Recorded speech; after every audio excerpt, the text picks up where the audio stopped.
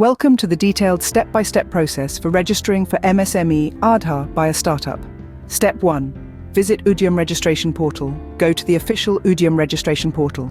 On the homepage, you'll see the option for new entrepreneurs who are not registered yet as MSME.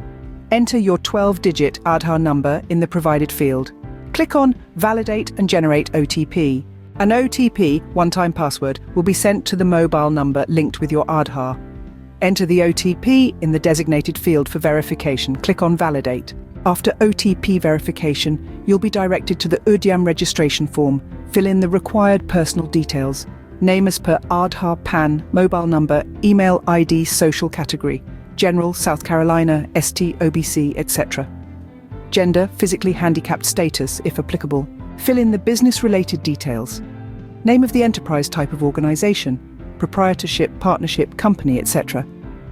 Business address, date of commencement of business. Previous MSME registration details, if any. Select the main business activity, manufacturing or service. Choose the National Industrial Classification (NIC) code appropriate to your business activities. Specify the total investment in plant and machinery or equipment for classification as micro, small, or medium.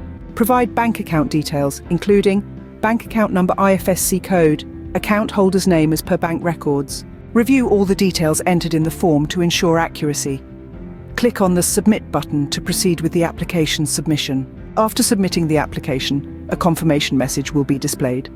You will receive an acknowledgement and a unique Udyog registration number, URN, on your registered email address and mobile number.